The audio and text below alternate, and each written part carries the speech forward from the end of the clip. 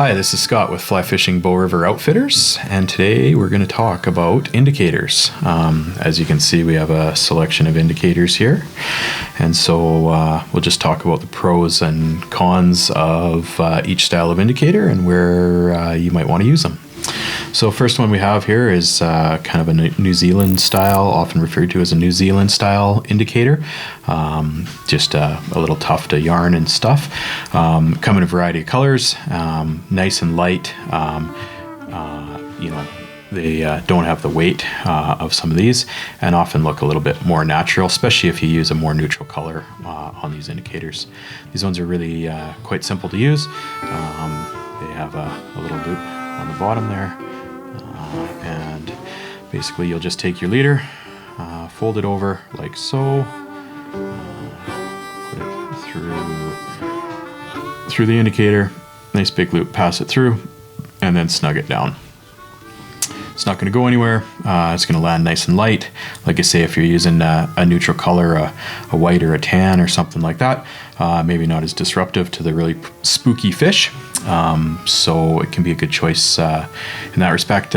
Also, you can consider using one of these if you're fishing really small flies, little midge patterns, Griffith's gnat size 20, 22, and you're a distance away and you can't see your fly. You can add something like this, close proximity, within a foot or two. Shouldn't be disruptive to the fish, but you'll be able to see if the fish are eating your fly. So that's the New Zealand type indicator. Moving on, this is the Airlock. It's maybe a newer version of the thingamabobber here. With this indicator, it's got a little screw top on it. You open it up, you can see there's a groove in there.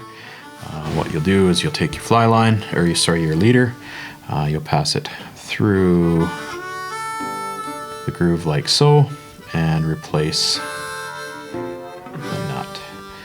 Be careful, don't lose the nut. I think the packages now often come with a spare one or two in them, because you'll end up dropping one in the bottom of the boat or something like that. I like this style indicator because it's very easy. You can cinch it down, it's not going anywhere. But if you get into a different piece of water where you're fishing a different depth, couple turns, loosen it off, and you can move it up or down your leader as required, and tighten it back up, and there you go. The other nice thing is if your clients got a bunch of knots, made the dream catcher or the bird's nest out of the fly line, it's much easier to remove this, straighten out the knots and the untangle, and then just replace it. So that's the Airlock indicator. Thingamabobber was probably version 1 of the Airlock. Very simple design. You can see there's a hole there. Again, just take a bite of your leader, feed it through the hole, take that loop and loop it around, and it'll tighten up like so. Very effective. And the nice thing with both the Thingamabobber and the Airlock is they're very, very buoyant. So if you're fishing heavier weighted flies like a stonefly or something like that that's got some weight on it, this will still keep it above water, and you're not worried about your fly dragging your indicator down.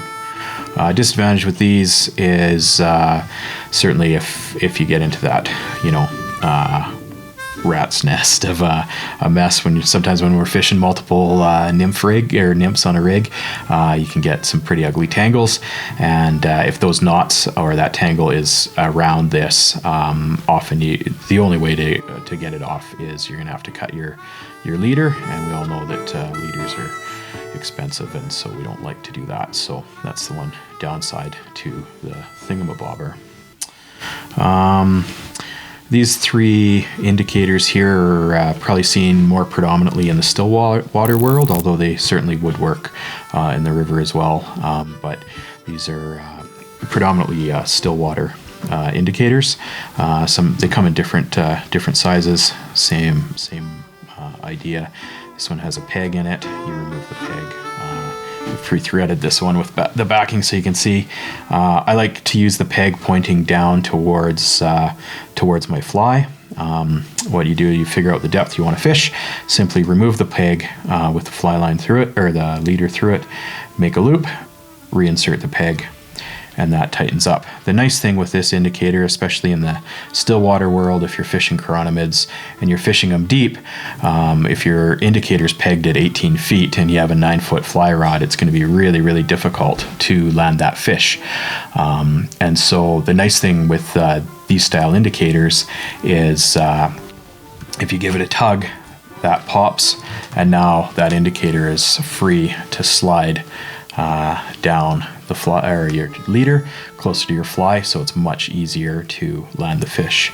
The reason I like to use the peg down is that if it was in reverse, sometimes if the fish breaks you off, or if you just lose the fish, sometimes the indicator, especially if the hole's got a little bit bigger and enlarged from a lot of use, then your indicator can slide right off the end of your fly line, or your past your fly, especially if you're using a small fly, can slide right off, and you'll end up losing your your indicator. But with the peg down orientation, the peg's always there, and your indicator itself isn't going to slide over the peg.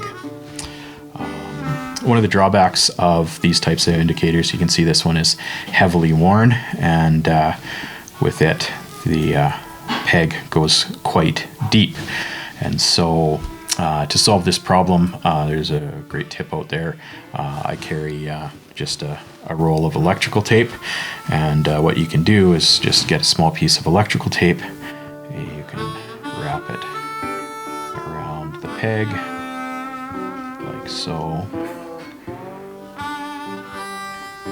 That just increases the diameter of the peg.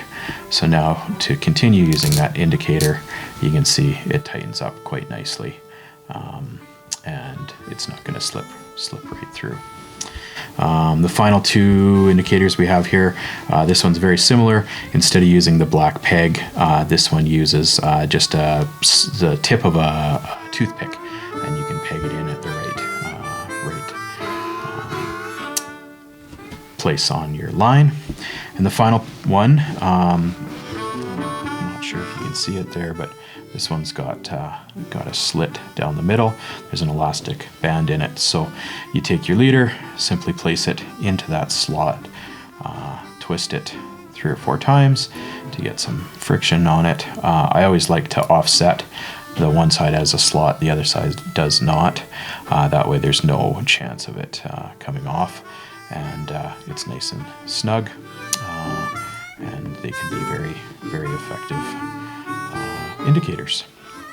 You need to remember how many times you've twisted it when you go to take it off, and do it the same every time. So yeah, that's a summary of the pros and cons of strike indicators, a couple different types. I hope you enjoyed this segment. Thanks for tuning in. Again, this is Scott from Fly Fishing Bow River Outfitters.